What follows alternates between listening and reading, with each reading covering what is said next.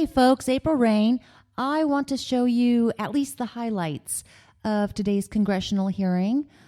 It's not being covered that much in the news, and it should be because this has been going on. It's been an issue for 5 years. And they are just now, they being Wells Fargo, they're just now getting around to apologizing and kind of, sort of, but I get the feeling not really remedying the situation. So I've taken the highlights of it from today's hearing, which is September 29th. Enjoy. The chair now recognizes the gentleman from New Jersey, Mr. Garrett, chairman of our Capital Markets Subcommittee. The fact that it was allowed to go on and on and on for years is apparently a failure of corporate governments and a failure, quite candidly, of your management. Of your management to do what is foremost, and that is to protect the customers who have trust in you. What concerns me even more, however, is that it appears that most of the 5,000 employees that were fired were low-level or mid-level employees. I think the chairman just found out the highest level was a branch manager. And it doesn't even include those that resigned due to the culture at Wells Fargo. As I say, meanwhile, no, to the best of my knowledge, senior executives have been held accountable in the same manner that the lower-level employees were. And I would not be surprised if a number of those people end up losing their homes or going into massive debt after they were dismissed. No, I'm not defending their actions, just making the point that we have a problem in this country where it would seem, as we've seen previously, that the well-connected, and the well-connected on Wall Street, or the well-connected here in Washington, the elite, if you will, in Washington or in Wall Street, seem to play by a different set of rules, while everyone else has to play by another. Yes, I know you just lost, reportedly I hear, $41 million of your salary, but if I understand that correctly, that's only a quarter of your pay over the last decade or so, and so you will forgive all of us if we don't really feel that sorry.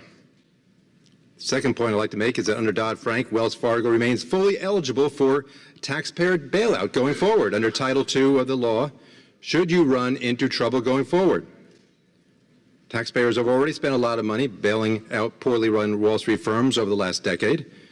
Mr. Stump, I hope you're aware that the anger now directed at you by my constituents and others around the country isn't just over the actions of the employees, it's the fact that they seem to be forever on the hook to underwrite whatever kind of risky, or in this case fraudulent activities, Wells or other large banks engage in. Fortunately, earlier this month, I'll just make a side note, we passed out a bill out of this committee, the Choice Act, which will ensure that if Wells Fargo does run into trouble again, it's only its shareholders and its management that would pay the consequences, and the taxpayers will no longer be on the hook. Third and final point I'll make, and no, they are not here, but once again, the financial regulators apparently were, more than apparently, were completely asleep at the wheel as this massive fraud was occurring. If you look at one of those, the CFPB has one job. CFPB has only one job in our regulatory framework, and they completely blew it. It took a reporter from the LA Times to uncover what was going on at Wells Fargo, and so I hope my friends on the other side of the aisle will keep that in mind as they may pat the CFPB on the back for a job well done. So in the time remaining, let's get to the securities questions. The Security Exchange Acts require a public company to keep its disclosure in place. That's under SOX, required to the CEO and the CFO to attest to financial statements. You referred to some of that. Are you saying that all of those quarterly reports you were filing, that the information you had in 11 and 12 and 13 and 14, none of that information was material?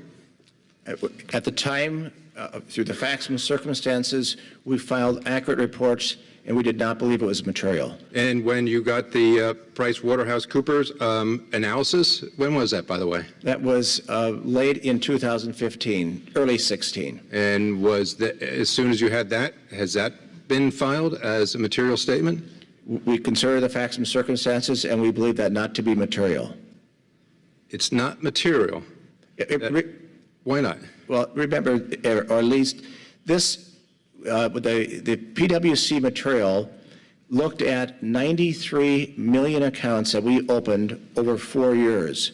They could not rule out through a large data and analytics about 1.5% of those accounts. That's still a lot because of the size of the organization. Well, that to me, Mr. Chairman, if that's not material, this occurring over a 5-year period of time, and a systemic problem in the organization, I don't know what is. I yield back.